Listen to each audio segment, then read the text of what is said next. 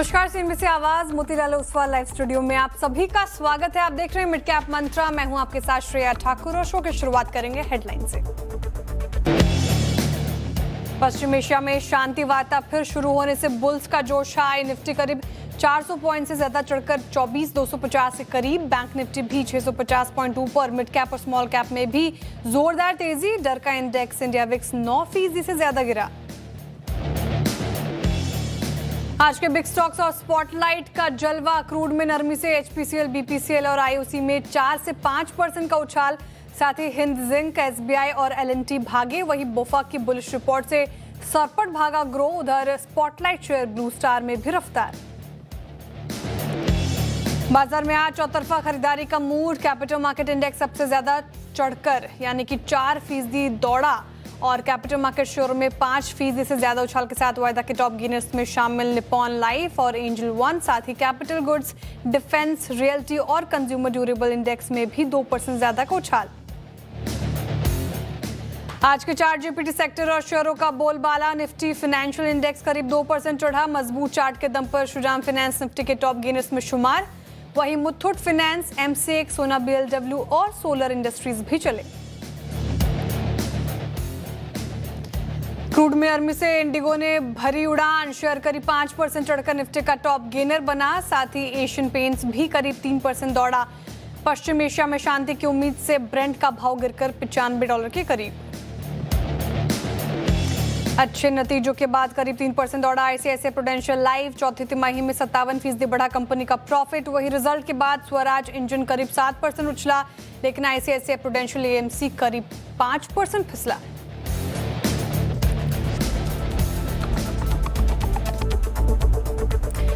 नमस्कार, आप देख रहे हैं मिड कैप मंत्रा। हफ्ते का दूसरा कारोबारी सत्रों का मंगलवार को बाजार बंद था, लेकिन आज देखिए शानदार तेजी के साथ हम कामकाज कर रहे हैं। निफ्टी में 368 अंकों की बढ़ोतरी के साथ 24,210 के आसपास। वही बैंक निफ्टी हालांकि डे हाई से थोड़ा फिसला है। 580 अंक के ऊपर अभी भी फिलहाल कामकाज करता हुआ नजर आएगा। लेकिन सबसे अच्छी चीज है आज की मार्केट ब्रेथ। एक बार ब्रेथ की तस्वीर रखिएगा सामने।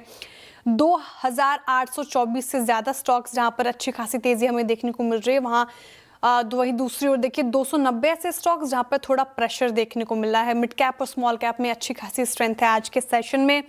एक बार ब्रेंट का रखेगा भाव स्क्रीन पर, और जिस तरीके से ब्रेंट थोड़ा नरम पड़ा है उसका एक पॉजिटिव इम्पैक्ट हम देख रहे हैं पूरे स्पेस में, एविएशन सेक्टर। साथ ही आप बात करें पेंट सेक्टर में अच्छी खासी रैली हमें देखने को मिल रही है, क्योंकि $95 के आसपास अभी फिलहाल ब्रेंट का भाव। लेकिन बड़ा सवाल यही कि इस मार्केट में करना क्या है। जो आज के सेशन में हमें रिकवरी देखने को मिली है, जो तेजी देख रहे हैं हम, वो कितनी टिकाऊ और यहाँ से कौन से अब लेवल्स इंपॉर्टेंट लग रहे हैं, कैसे करें इस मार्केट को नेविगेट। इस पर चर्चा करने के लिए हमारे साथ एलकेपी सिक्योरिटीज के रूपक डेजी जुड़ रहे हैं। रूपक जी नमस्कार, गुड आफ्टरनून, स्वागत है आपका मिड कैप मंत्रा में। और मार्केट में अच्छी खासी तेजी, परसों का सेशन भी याद होगा, हम अच्छी खासी रिकवरी के साथ क्लोज हुए थे।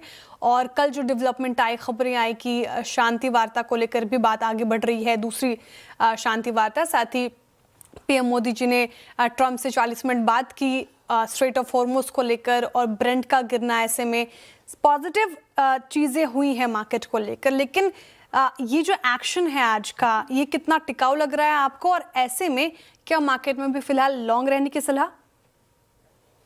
ये देखिए, जो पीस टॉक जो चल रहा है, तो उसके चलते मार्केट में सिग्निफिकेंट रैली आया है। यूएस मार्केट तो almost trading near there all time high. तो इंडियन मार्केट भी स्ट्रॉन्ग रिकवरी दिया। निफ्टी की बात करें तो 50% रिट्रेसमेंट लेवल की, प्रीवियस जो फॉल था उस रिट्रेसमेंट लेवल के आसपास ट्रेड करते हुए दिखाई दे रहे हैं। 24,250 का रेजिस्टेंस रहेगा, उसके ऊपर क्लोजिंग या सस्टेन बेसिस पे ट्रेड करता है तो सिग्निफिकेंट रैली हमारे लिए वेट कर रहा है। और bank Nifty already 50% retracement level के ऊपर ट्रेड करते हुए दिखाई दे रहे हैं प्रीवियस फॉल की।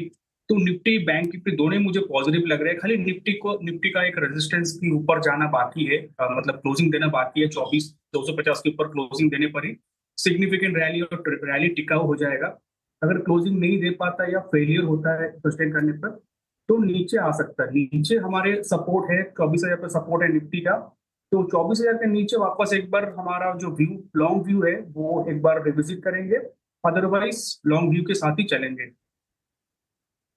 ओके, निफ्टी बैंक निफ्टी पर फिलहाल लॉन्ग व्यू के साथ ही चलने की सलाह है, क्योंकि मार्केट में अच्छी खासी स्ट्रेंथ और स्टॉक स्पेसिफिक भी मूव दे रहा है मार्केट।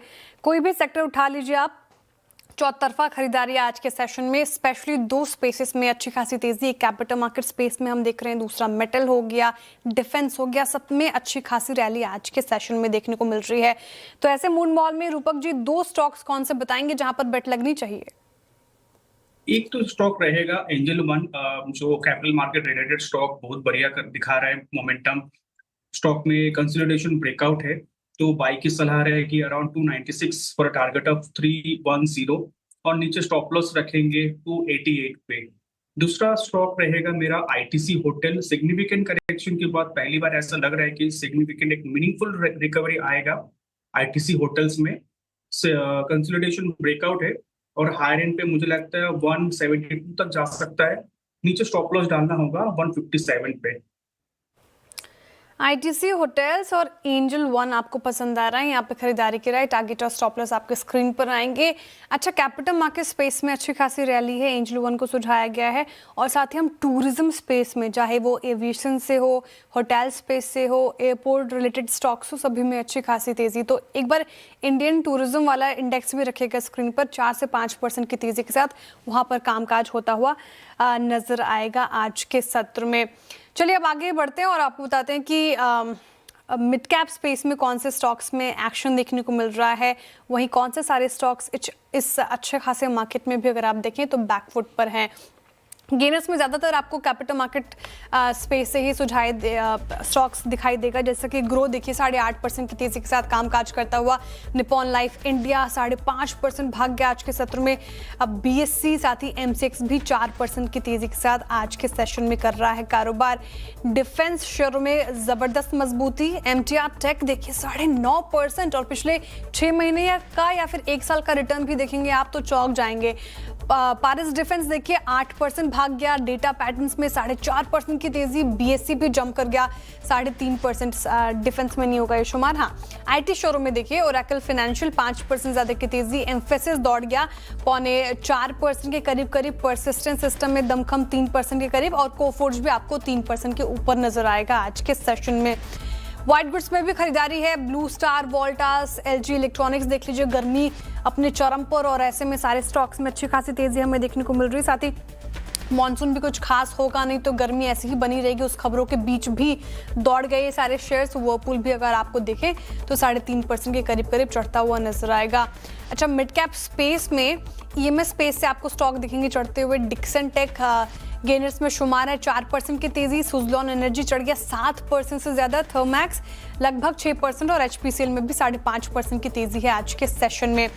वही गिरने वाले इस अच्छे खासे मार्केट में भी कमजोरी के साथ कामकाज कर रहे हैं आईसीआईसीआई प्रूडेंशियल, एएमसी। Q4 नतीजे आए, मार्केट कुछ खास भाया नहीं, 5% नीचे है। न्यू इंडिया एश्योरेंस लगभग 4% नीचे। क्रूड में नरमी के कारण ऑयल इंडिया टूट के 2.5% और इंडस स्टार पर जो रिपोर्ट आई थी ब्रोकरेजेस की वो काफ़ी खराब डाउनग्रेड थी रिपोर्ट, उसका एक असर देखने को मिल रहा है। 3.5% नीचे आज के सेशन में ये कामकाज करता हुआ नजर आएगा। अच्छा, आगे बढ़ते हैं और इंश्योरेंस स्टॉक्स का हम जिक्र कर रहे थे। बाजार का फोकस आज लाइफ इंश्योरेंस कंपनियों पर है, सभी शेयरों में जमकर तेजी देख रहे हैं हम, लेकिन कारण क्या है ये समझ सकते हैं यश से। यश, गुड आफ्टरनून, बताइए कारण क्या है?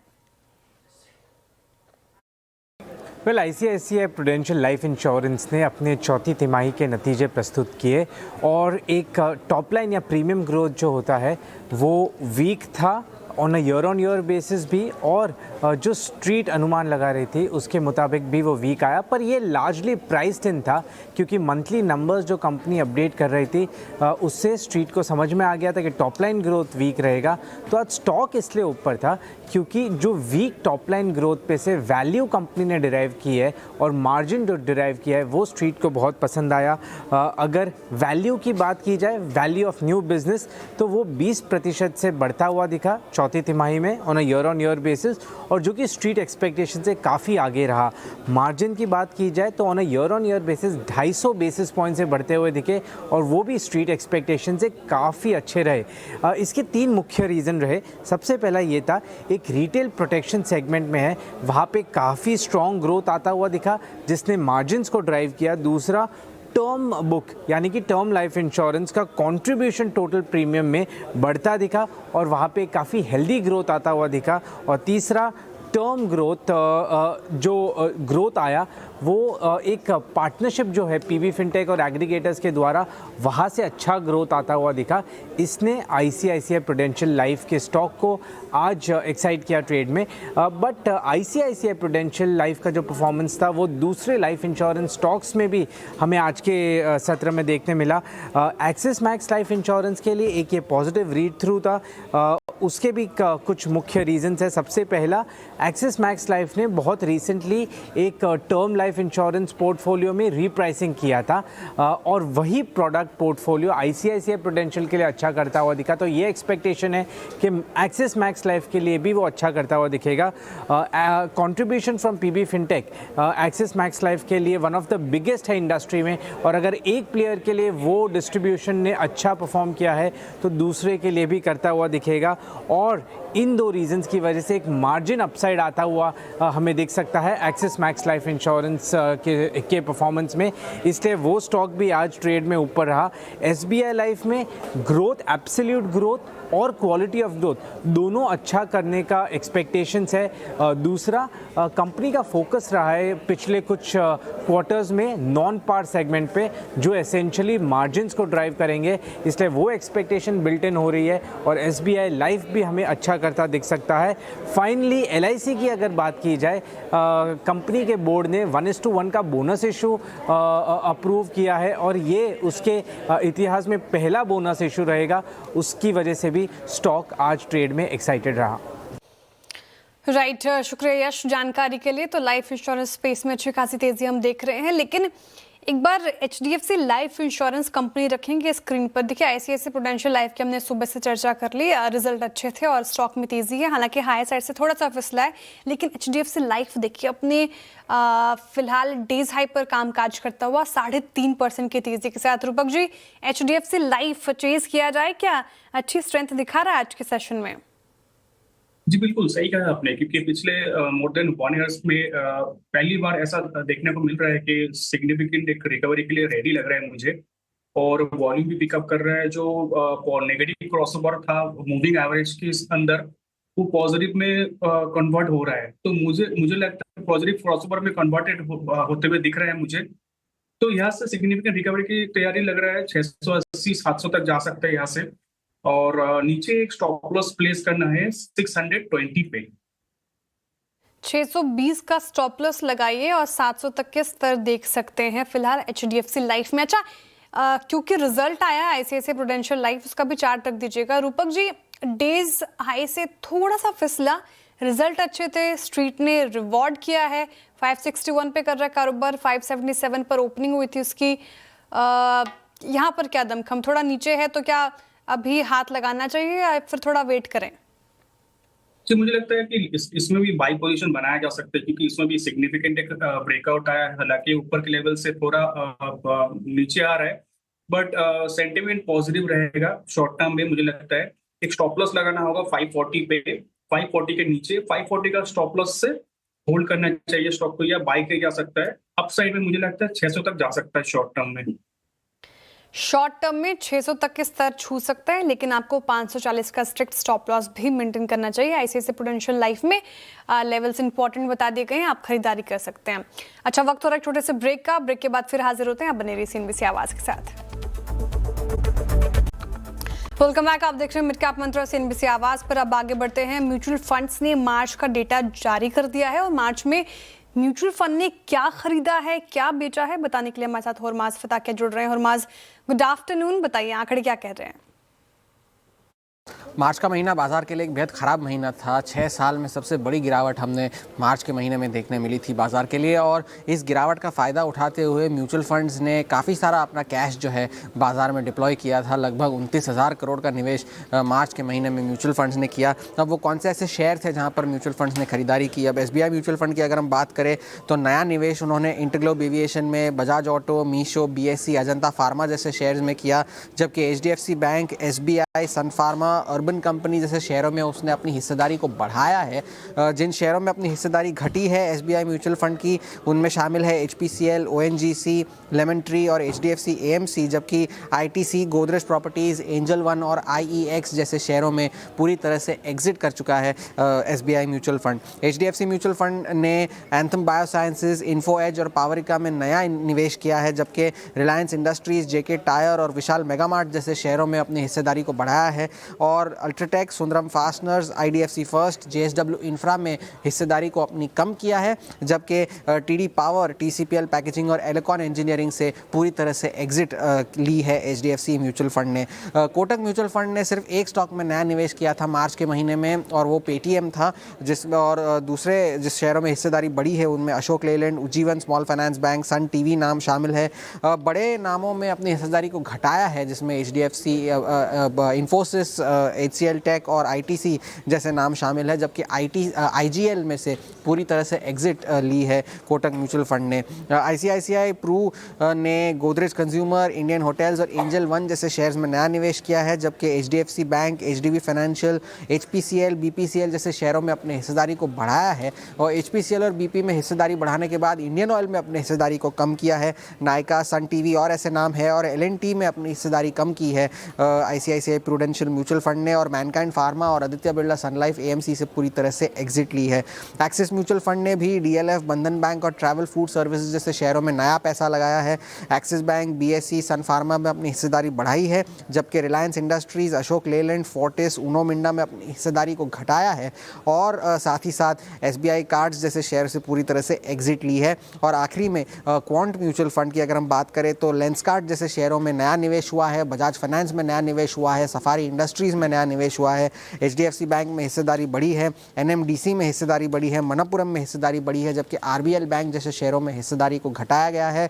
और विप्रो, ONGC और टाटा स्टील जैसे बड़े निफ्टी नामों में अपनी हिस्सेदारी को कम किया है क्वांट म्यूचुअल फंड ने। तो काफ़ी सारा पैसा डिप्लॉय हुआ है। कुछ नाम ऐसे हैं जिस पे म्यूचुअल फंड्स की एक सामान्य बेट रही है, HDFC बैंक जैसे, और काफ़ी सारे नामों से एग्जिट भी देखने मिली है। राइट, शुक्रिया और माज जानकारी के लिए। म्यूचुअल फंड्स में कैसा कुछ एक्शन देखने को मिल रहा है वो हमने समझ लिया। अच्छा, क्वांट MF ने पूरा हिस्सा बेचा, आपके सामने आंकड़े दिख रहे होंगे। IT स्टॉक्स का बड़ा जिक्र हुआ, एक बार IT स्पेस रखेंगे स्क्रीन पर, और यहाँ पर देखें आप, आज 2.5% ज़्यादा की रैली के साथ IT इंडेक्स आपको कामकाज करता हुआ नजर आएगा। रूपक जी, IT स्पेस में क्या बन रहा है आपका भी नज़रिया, क्या कन्विक्शन आ रहा है, और specially mid cap IT stocks में क्या दमखम नजर आ रहा है आपको? जी बिल्कुल, शॉर्ट टर्म ट्रेड्स के लिए मुझे लगता है IT index, overall IT space अच्छा लग रहा है। यहाँ से 5-6% काइंड ऑफ मूवमेंट अपसाइड में दिख सकता है। तो मुझे लगता है लॉन्ग साइड की trades mainly mid cap IT में ट्रेड लेना चाहिए। हायर एंड पे स्टॉक स्पेसिफिक मूवमेंट डेफिनेटली देखने को मिलेगा, बट मुझे लगता है 5-6% काइंड ऑफ मूवमेंट अपसाइड में देखने को मिल सकता है IT स्पेस में। ओके, तो ये कुछ counters, in fact mid cap IT stocks आप रख सकते हैं फोकस में शॉर्ट टर्म के लिहाज से, ट्रेडिंग पर्सपेक्टिव से। अब रुक रहे छोटे से ब्रेक के लिए, ब्रेक के बाद फिर हाजिर होंगे। आप बने रहिए CNBC आवाज़ के साथ। वेलकम बैक, आप देख रहे हैं मिड कैप मंत्रा। देखिए, नोएडा में फैक्ट्री मजदूरों के विरोध को देखते हुए उत्तर प्रदेश सरकार ने न्यूनतम वेतन में 21% की बढ़ोतरी करने का फैसला किया है। हालांकि विरोध प्रदर्शन को देखते हुए कंपनियों ने अभी भी फैक्ट्रियां नहीं खोली है। क्या है अभी माहौल, इसका जायजा लिया हमारे संवाददाता असीम मनचंदा ने, उनसे समझते हैं। असीम, गुड आफ्टरनून। मैं इस वक्त नोएडा के फेज 2 में खड़ा हुआ हूँ। ये एक इंडस्ट्रियल एरिया और यहाँ पर बहुत सारी कंपनियां हैं। इस वक्त मैं मदरसन के बाहर खड़ा हुआ हूँ। सोमवार को यहाँ पर मजदूरों का विरोध प्रदर्शन देखने को मिला। मजदूरों ने कहा कि उनको न्यूनतम सैलरी उनकी बढ़ा करके 20,000 की जाए। ये प्रदर्शन इस फैक्ट्री से शुरू हुआ था और देखते ही देखते पूरे नोएडा के अंदर फैल गया। बहुत सारे इंडस्ट्रियल क्षेत्रों से ये मांग उठने लगी और जो मजदूर हैं उन्होंने इसको लेकर के विरोध प्रदर्शन किया, तोड़फोड़ भी की, कई जगह पर आगजनी भी हुई। उसके बाद से सुरक्षा के इंतजाम यहाँ पर काफी कड़े कर दिए गए हैं। आप देख सकते हैं यहाँ पर पुलिस तैनात की गई है, यहाँ पर RRF तैनात की गई है, फायर ब्रिगेड की गाड़ियां यहाँ पर तैनात की गई हैं, एम्बुलेंस भी यहाँ पर तैनात की है कि ताकि किसी भी तरह से कोई अप्रिय घटना लेकर इसके ना हो। आज भी कई सारी फैक्ट्रियां पूरे फेज 2 के इंडस्ट्रियल एरिया के अंदर बंद है। नोएडा में भी कई जगहों से ऐसी छुटपुट जो घटनाएं हैं उसका वो सामने आ रही है, विरोध प्रदर्शन की घटनाएं सामने आ रही है। और उसके बाद जो उत्तर प्रदेश सरकार और उन्होंने एक फैसला लिया और कहा कि जो मजदूर है उनकी सैलरी 21% तक उन्होंने बढ़ाने का फैसला किया। तो अब ऐसा एक नोटिस सबके फैक्ट्रियों के बाहर चिपका गया है जिसमें बताया गया कि जो अकुशल कर्मचारी है उनकी सैलरी बढ़ा करके 13,690 कर दी है और जो कुशल कर्मचारी है उनकी सैलरी बढ़ा करके 16,868 रुपए कर दी गई है। हालांकि अभी भी फैक्ट्रियां नहीं खुली है। उम्मीद है कि अगले 1-2 दिनों के अंदर ये हालात सामान्य हो जाएंगे, उसके बाद से ये फैक्ट्रियां खुल सकेंगी। लेकिन एक बड़ा और मुद्दा सामने आएगा, खासतौर पे कि अगर ये सैलरी बढ़ करके 15,000 से ऊपर जाती है तो जो मजदूर है वो EPFO के नेट से दायरे से बाहर हो जाएंगे। सरकार हालांकि इसको EPFO की जो लिमिट है 15,000 उसको बढ़ाने पर विचार कर रही है, लेकिन वो फैसला कब तक आता है वो भी देखना होगा। असीम मनचंदा, CNBC आवाज, नोएडा। शुक्रिया असीम जानकारी के लिए। तो फिलहाल मूड माहौल आपके सामने है, अभी फैक्ट्रियां नहीं खुल रही हैं। जो भी अपडेट होगा CNBC आवाज के पर ही देखेंगे आप इनफैक्ट। लेकिन एक बार मार्केट लेकर आइए, अब देख लेते हैं 1:30 बजने को चल रहे हैं और निफ्टी ऑलमोस्ट अगर आप देखें तो वही काम काज कर रहा है 24,228 के लेवल पर। लेकिन एक बार लेकर आइए स्क्रीन पर ग्रो। कैपिटल मार्केट स्पेसेस की तो हमने चर्चा कर ली है ना, लेकिन ग्रो स्टॉक अगर आप देखें तो ये आज का मिड कैप स्पेस का टॉप गेनर बना हुआ है। अभी भी अगर आप देखें तो 7.5% की तेजी के साथ कामकाज कर रहा है। दरअसल बोफा की रिपोर्ट आई थी, काफी बुलिश रिपोर्ट, उसने ग्रो को तो बूस्ट किया ही, पूरे कैपिटल मार्केट स्पेस को भी बूस्ट किया। इनफैक्ट एक बार लेकर आई सीमेंट स्टॉक्स। अल्ट्राटेक सीमेंट रखिएगा स्क्रीन पर, अल्ट्राटेक सीमेंट रखिए स्क्रीन पर। ये क्या कर रहा है, यहाँ पर भी आपको तेजी देखने को मिलेगी, करीब 2.5% की तेजी के साथ कामकाज कर रहा है। एक बार जेके सीमेंट भी रखिएगा स्क्रीन पर, क्योंकि ये 2 स्टॉक्स पर चर्चा हुई थी आज के सेशन में और ये दोनों स्टॉक्स आज वायदा के इनफैक्ट ब्रोकरेज के रडार पर। ग्रो नहीं, जेके सीमेंट रखिएगा स्क्रीन पर, जेके सीमेंट। यहाँ पर अच्छी खासी तेजी देखने को मिल रही है क्योंकि ब्रोकरेज के मुताबिक सीमेंट स्टॉक अच्छे कर सकते हैं। साथ ही टारगेट प्राइस भी इनका इनफैक्ट अच्छा खासा बढ़ाया है। अल्ट्राटेक सीमेंट पे तो 14,000 से ऊपर के टारगेट प्राइस आए हैं, तो वो रखिएगा काउंटर स्क्रीन पर। उस पर एक चार्ट चेक ले लेती हूँ। रूपक जी, अल्ट्राटेक सीमेंट आप देख लीजिए। जेके सीमेंट ने तो ऊपरी स्तरों से अपनी बढ़त गवाई है, लेकिन अल्ट्राटेक सीमेंट अभी भी बना हुआ है। सीमेंट स्पेस में ये स्टॉक कैसा लगता है आपको?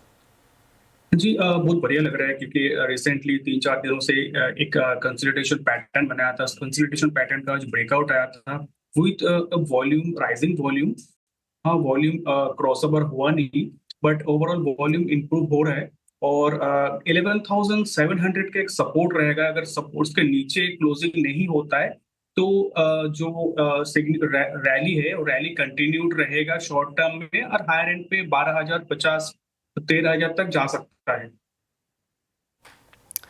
ओके, 13,000 तक के स्तर देखने को मिल सकते हैं अल्ट्राटेक सीमेंट पे, तो रखिए स्टॉक भी रडार पर। बहुत शुक्रिया रूपक जी हमारे साथ जुड़ने के लिए और तमाम सवालों के जवाब देने के लिए।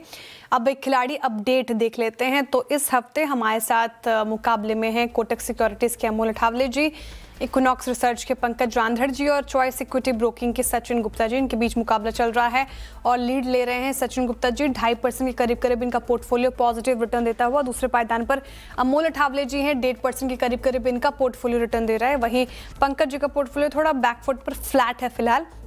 ये स्थिति हमारे खिलाड़ियों के पोर्टफोलियो की। चलिए अब वक्त हो रहा है इस शो को वाइंड अप करने का। अब सीधे मुलाकात होगी कमाई का अड्डा में। बने रही CNBC आवाज के साथ।